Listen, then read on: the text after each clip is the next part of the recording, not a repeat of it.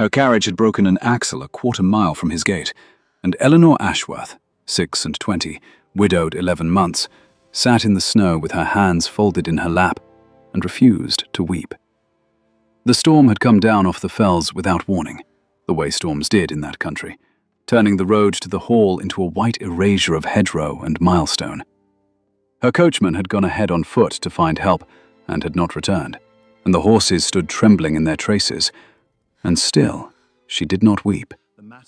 She had learned in the 11 months since Charles died and left her his debts and his good name and precious little else, that weeping changed nothing. It was a lesson the Duke of Ravensmore had learned a good deal earlier and a good deal more thoroughly, though she did not yet know that. What she knew was this. The gate ahead belonged to Staniforth Hall, seat of a duke who had not been seen in society for 4 years, who received no callers, who was said by the servants at the last house she had visited to have shuttered half his rooms and forbidden any soul to speak his late wife's name beneath his roof. What no one in that house yet understood was how very literally he meant it.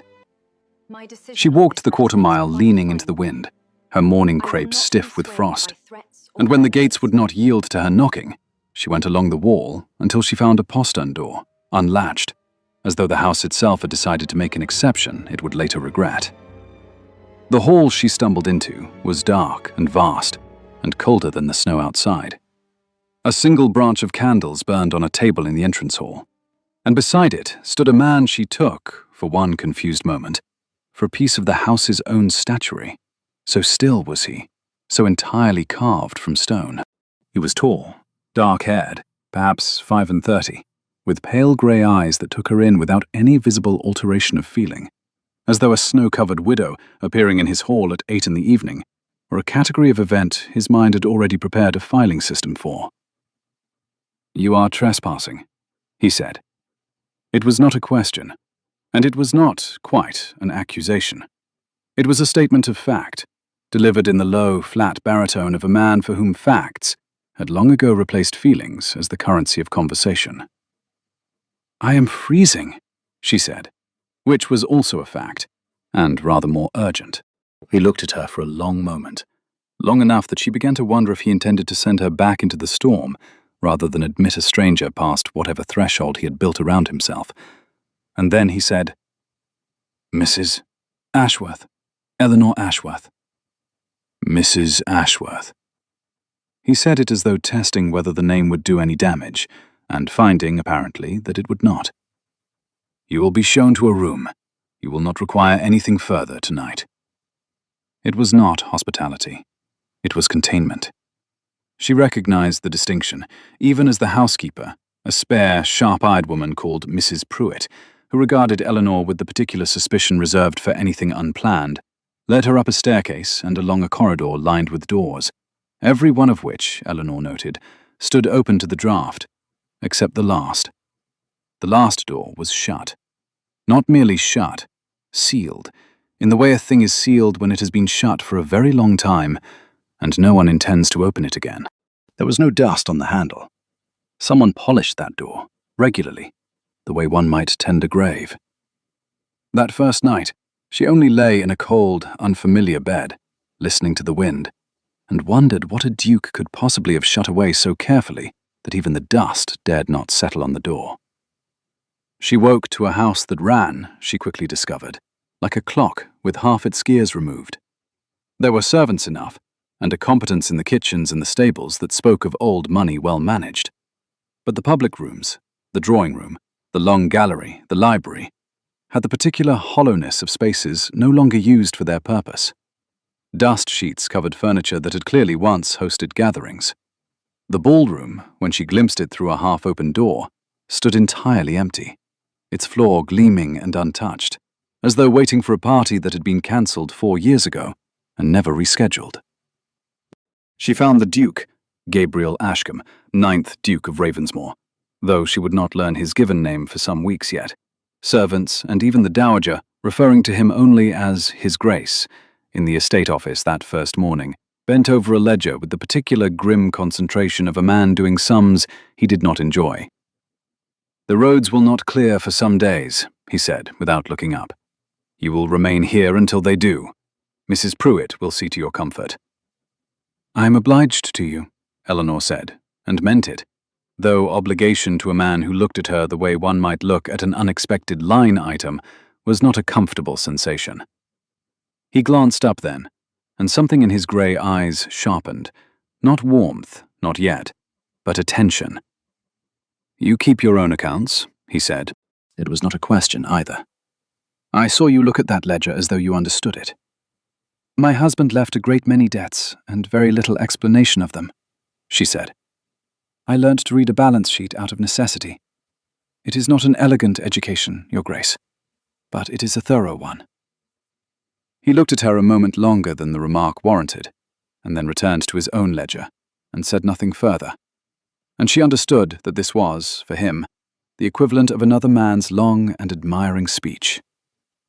She had been raised to expect one thing from marriage: comfort, standing, a name that opened doors rather than closed them, and had received instead Charles Ashworth's debts and Charles Ashworth's absence, and, at the last, Charles Ashworth's death, in a manner too undignified to be spoken of in polite company. She had learned to expect very little from houses like this one, from men like the Duke of Ravensmore, whose courtesy, however correct, carried no more warmth than a well-kept ledger. But the storm was not yet finished with her, nor was the house. It was the Dowager Duchess, Charles's own great-aunt, as it happened, though the connection would not surface until later in the tale. A fact so improbable that Eleanor herself did not credit it at first, and made her feelings on the matter of an uninvited widow known within the week. "You will forgive me," said the Dowager Duchess of Ravensmore, 71 years old, and dressed, as she had been for 4 years, in unrelieved black, "if I do not pretend delight at finding a stranger installed in my son's house."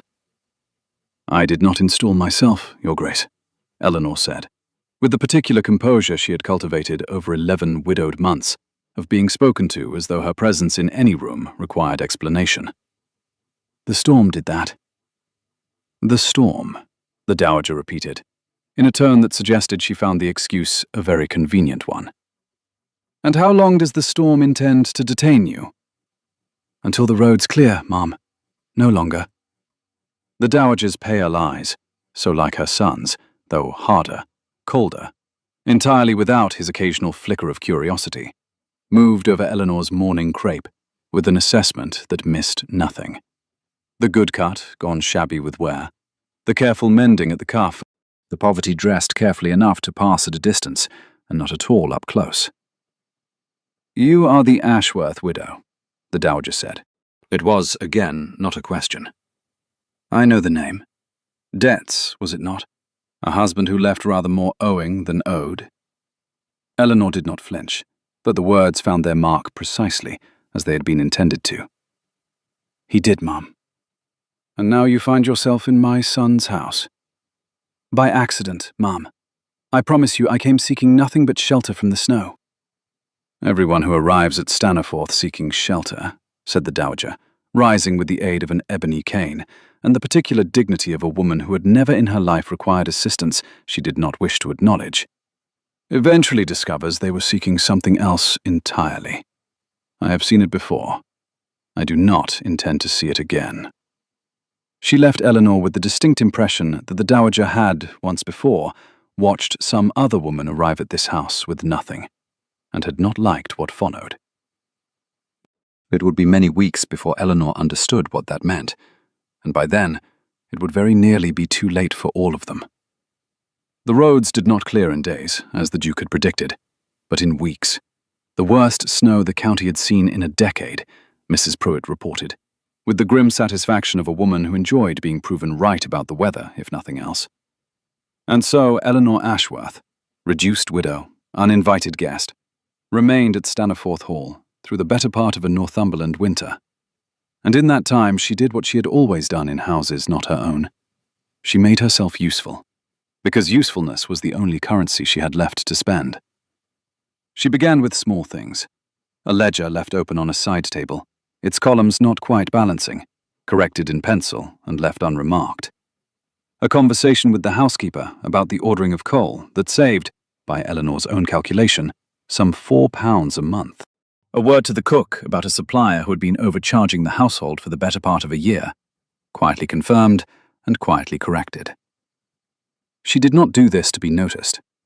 She did it because a house in disrepair troubled her the way an unbalanced ledger troubled her, as a wrongness that wanted setting right, and because idleness in another's house felt to her like a debt accruing interest. But the Duke noticed anyway.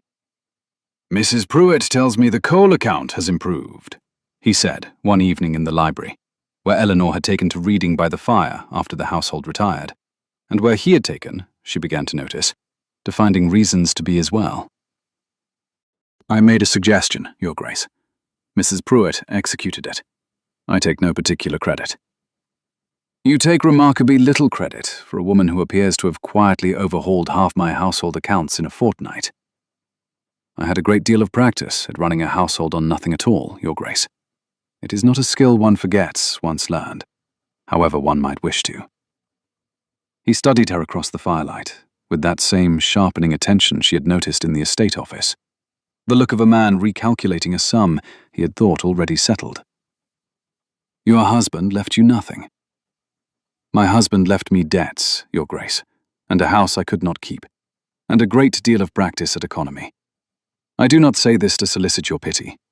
I say it because you asked, and because I have found, in 11 months of widowhood, that there is very little dignity left to lose in simply telling the truth." Something moved behind his grey eyes then. Not quite warmth, but its distant cousin, the recognition of a kindred and unwelcome honesty. "There is a rare commodity in this house," he said. "The truth, simply told. I find I have rather lost the habit of hearing it." "Then I hope you will forgive me for practicing it clumsily, Your Grace. I have had very little occasion to speak it to a duke." The ghost of something crossed his face that might, in a warmer man, have been the beginning of a smile. It vanished before she could be certain of it. But she had seen it, and she found, lying awake that night in the cold, unfamiliar bed, that she had not stopped thinking of it. She had been at Staniforth 3 weeks when she first heard the name Marguerite. It came from one of the younger housemaids, a girl called Sally, who let it slip while helping Eleanor with a stubborn hook at the back of her gown, and then went white with fear at her own carelessness. "You mustn't say I said it, Ma'am. Mrs. Pruitt would have my place. We're not to speak the name in this house. Not since—" And there she stopped, and would say no more, no matter how gently Eleanor pressed, only that the name belonged to the late Duchess, and that the locked room at the end of the east corridor had been hers, and that His Grace had not permitted it opened since the day she died. Eleanor said nothing further to the girl, but she thought of little else for days. A dead wife. A locked room, dusted but never entered. A duke who had shuttered half his house and all of his heart and receded from society entirely, 4 years running. It explained a great deal. The hollow ballroom, the dust-sheeted drawing room, the dowager's brittle watchfulness, the duke's own carved stone stillness, as though feeling itself were a room he had locked and stopped visiting. It did not yet explain why the dowager watched Eleanor with such particular coldness, as though she alone among the household understood exactly what danger a widow with a ready tongue and a steady hand posed to a grief so carefully preserved. That understanding arrived at the end of the 4th week, delivered by the dowager herself, in the small drawing room, with no one else present to witness it. "You are to leave within the week," the dowager said without preamble. "The roads have cleared enough for a carriage as far as the posting inn at Alnwick. I have arranged it. You will be gone by Friday." "Your Grace, I had not intended to overstay." "You had not intended, Mrs. Ashworth, but you have nonetheless contrived, in 1 month, to become indispensable to a household that functioned perfectly well without you for 4 years. The dowager's cane struck the floor once, a sound like a verdict. "You have balanced accounts no one asked you to balance. You have charmed a housekeeper who does not charm easily. And I have watched my son watch you across a dinner table in a manner I have not seen him watch anything since the day his wife was buried." Eleanor went very still. "Your Grace, I assure you I have sought nothing." "I did not say you had sought it. I said you had achieved it, which is a good deal more dangerous. because it means you did it without trying. And a man like my son has no defenses whatsoever against a woman who wants nothing from him." The dowager's pale eyes, so like her son's, held none of his occasional warmth. "My daughter-in-law wanted everything from him, Mrs. Ashworth. His name, his fortune, his complete devotion. And when she had extracted the last of it, she gave him nothing in return but a scandal he has spent 4 years and every room in this house trying to bury. I will not watch him ruined a second time by a woman with an empty purse and a talent for making herself necessary." "I am not she," Eleanor said quietly. "I do not know what she did to him, Your Grace, but I promise you, I am not she." "You are a widow with debts and no fortune arriving at the gate of a lonely, wounded man," the dowager said. "History does not require you to be identical to repeat itself. It requires only opportunity, and you have had a month of it. You will be gone by Friday." Eleanor did not weep, though the injustice of it, to be condemned for a resemblance she had not chosen and a cruelty she had not committed, pressed hard against her composure. She said only, "As Your Grace wishes," and left the room with what dignity remained to her, and spent that night deciding whether dignity required her to go quietly or to first understand what, precisely, she was being accused of resembling.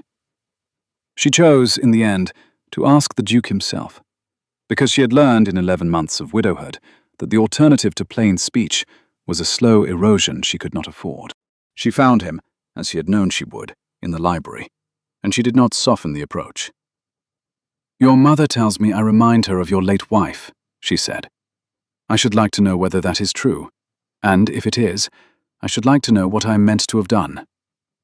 He went very still, in the way she had come to recognize as the particular stillness of a man absorbing an unexpected blow without permitting himself to show it. "My mother had no business raising that subject." "Perhaps not, Your Grace, but she raised it, and I find I cannot leave this house carrying an accusation I do not understand." She held his gaze, though it cost her something to do it. "What did Marguerite do to you?" The name, spoken aloud in that library for what she would later learn was the first time in 4 years, seemed to strike him with physical force. For a long moment he said nothing, and she thought he might simply order her from the room, and she prepared herself to go. Instead, he said, very quietly, "She married me for the title, and despised me for the man attached to it. She took lovers within the first year, and made no particular effort to hide them, because she had calculated, correctly, that a duke's pride would keep him silent rather than confess himself a fool before the ton. She died in a hunting accident that was not, by the account of everyone who witnessed it, entirely an accident. And I have spent 4 years uncertain whether to grieve her or the version of her I invented before I knew better. And I have found I cannot do either. And so I have simply stopped trying to feel anything about it at all." "And the locked room," Eleanor said gently, "is exactly as she left it. I have not been able to decide whether opening it would be a mercy or a desecration. And so it remains locked. And I remain." He stopped, as though the sentence had led him somewhere he had not intended to go. "Locked also," Eleanor finished, and it was not unkind, only true. He looked at her then with an expression she had not yet seen on him. Not the careful assessment of the estate office, not the flicker of grudging respect over the coal accounts, but something raw, something that looked, for the first time since she had stumbled into his hall out of the snow, almost undefended. "You are not at all like her," he said. "I want you to know that. Whatever my mother fears, you are not at all like her." "I did not think I was, Your Grace, but I am glad to hear you say it." "She wanted my name, and never once wanted to know the man who carried it," he said. "You have been in this house a month, and you have asked me nothing about my title, and a great deal about my coal accounts. And I confess I find the latter a good deal more flattering than any declaration Marguerite ever made me." It was, for a man who had shut half his house against feeling, very nearly a confession, and Eleanor understood it as such. and did not press him further that night, though she left the library with something new and unsteady lodged beneath her composure. A warmth she had not permitted herself in 11 months, and had certainly not expected to find in a house built around a locked door. But the season was not yet finished with either of them, and the Dowager's ultimatum still stood, and Friday was 4 days away. What followed in those 4 days was not a single dramatic turn, but an accumulation of small ones, each so quiet it might have passed unnoticed by anyone not watching as closely as the Dowager was. The Duke began seeking her out, in the library after dinner, in the estate office in the mornings, once, briefly, in the stables, where she had gone to see to a mare with a strained fetlock, and found him already there, having come, he admitted, for no better reason than that he had seen her cross the yard. He asked her questions he had not asked in the estate office, not about coal accounts now, but about her husband, her girlhood, the house she had grown up in before her father's own debts had reduced the family to genteel poverty. She found, to her surprise, that she told him things she had not told anyone, not even Charles, who had never troubled to ask. "You loved him," the Duke said once, of Charles, not quite a question. "I tried to. He did not make it easy. I am not certain he ever noticed the effort." She considered the fire for a long moment. "I do not think I mourn him so much as I mourn the marriage I had been promised and did not receive. I imagine that is not an uncommon grief." "No," he said, "it is not." And she understood he spoke of Marguerite and of himself, and did not press him to say so aloud. There was, in those days, a particular ritual that grew between them without either of them naming it as such. Each evening, after the household retired, she came to the library, and he was there before her, and neither remarked upon the coincidence of it, though both had begun to arrange their days around the hour. He read aloud to her once, an old volume of sonnets he claimed to have forgotten he owned, his low baritone unpracticed at the exercise, halting over lines he had clearly not spoken since some tutor had forced them on him as a boy. She did not laugh at his stumbling, though she wanted to, and he saw that she wanted to, and something in the wanting not to seemed to please him more than laughter would have. "You are the first person in 4 years who has not treated me as though I might shatter," he told her once, setting the volume aside. "My mother watches me as one watches a cracked vase. The servants tiptoe. Even my own steward speaks to me now as though grief were contagious, and he might catch it through plain conversation. I am a widow of 11 months, Your Grace. I have very little patience left for tiptoeing. I have done a great deal of it myself, and I have found it accomplishes nothing but a sore neck from looking always at the floor." He laughed then, briefly, an unpracticed sound, as though the muscles required for it had gone stiff with disuse, and Mrs. Pruitt, passing the library door with a candle, very nearly dropped her tray at the sound of it, and said nothing to anyone, though the whole household knew of it by breakfast. On the third of the 4 remaining days, the Dowager summoned Eleanor again, and this time her voice carried an edge Eleanor had not yet heard from her. "You have not left," she said, "and my son has taken to smiling. I have not seen him smile in 4 years, Mrs. Ashworth, and I confess I do not know whether to be grateful to you or to have you removed from this house by force." "I have not asked him to smile, Your Grace." "No," the Dowager said, with something that might, in a softer woman, have been reluctant respect. "You have not asked him for anything at all, which is precisely what makes you so much more dangerous than the one who asked for everything." She was silent a moment, her cane tapping once against the floor. "Marguerite ruined him with wanting. I confess I do not know what you would do to him with not wanting anything in return." "I could not tell you either, Your Grace. I have not permitted myself to consider it." "Consider it before Friday," the Dowager said, "because I have watched that boy build a house around his grief for 4 years, and I begin to think you are the only soul who has ever knocked on the right door." It was, Eleanor understood, as close to a blessing as the Dowager was prepared to give. Grudging, guarded, entirely conditional, but a blessing nonetheless. and she left the drawing room with the strange sensation of having passed some manner of test she had not known she was sitting. The fourth day brought a different visitor entirely. A solicitor's letter, forwarded from Eleanor's last address, informing her that a final creditor's claim against her late husband's estate had been settled in her favor on a technicality she had not expected. A debt she had believed unpayable resolved, restoring to her a small independence she had not dared to hope for. It was not a fortune.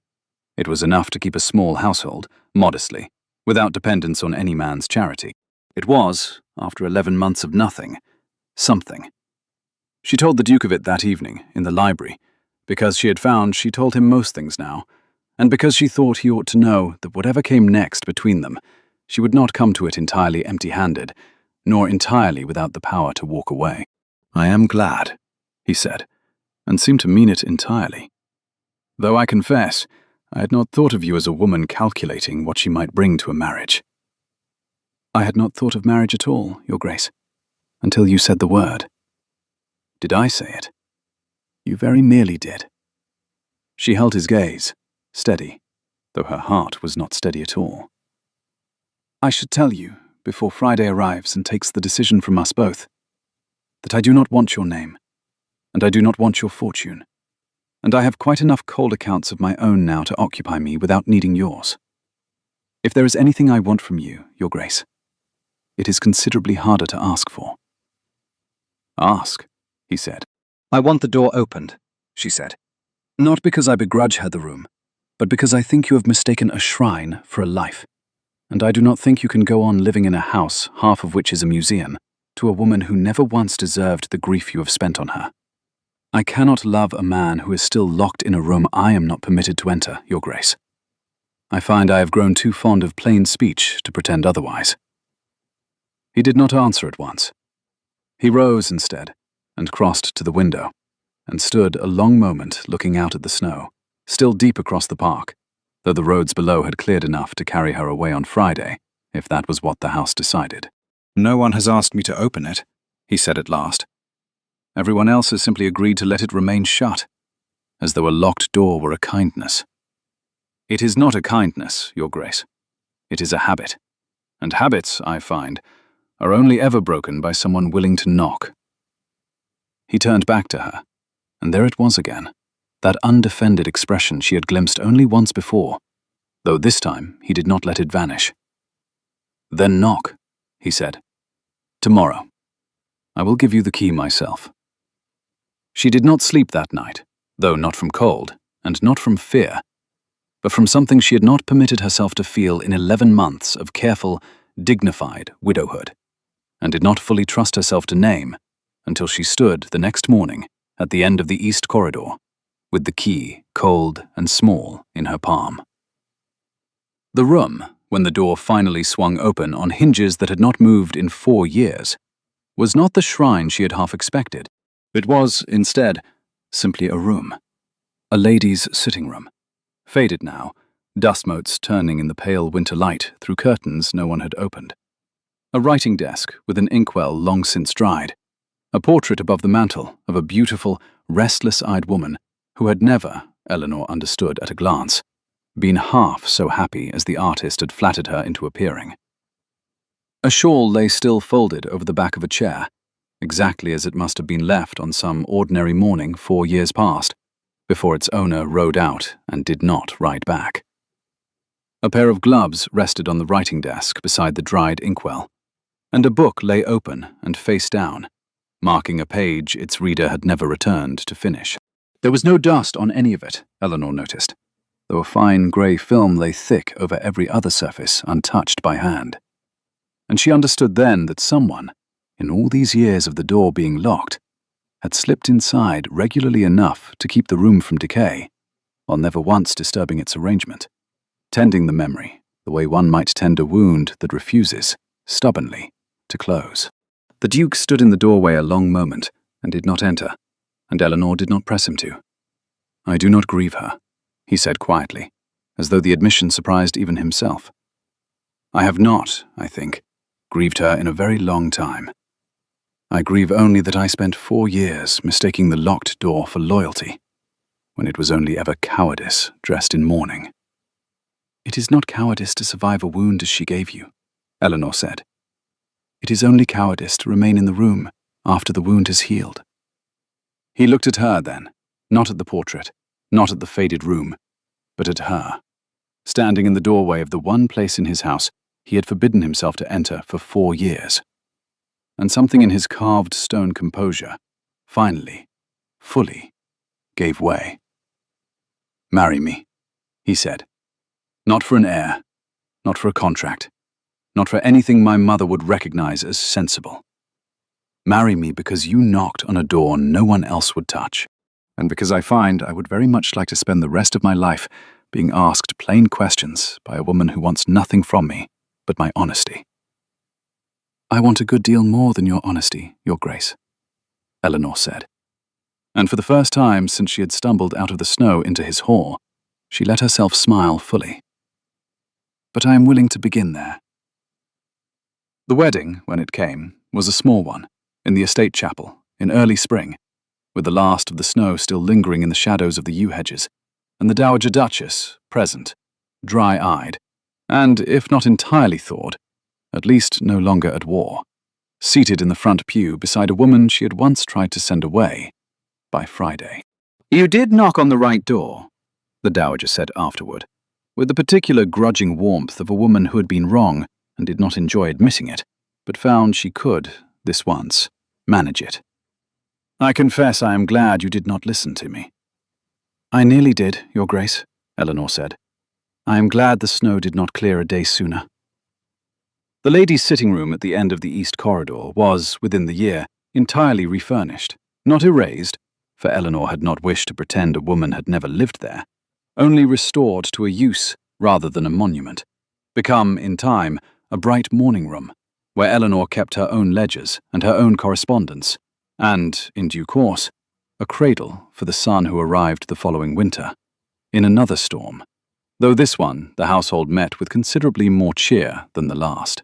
Years later, when their own daughter asked why the morning room curtains did not quite match the rest of the house, Eleanor would tell her only that every house has a door someone is afraid to open, and that the bravest thing a person can do is knock on it, gently, and wait, and not go away simply because the answer is slow in coming.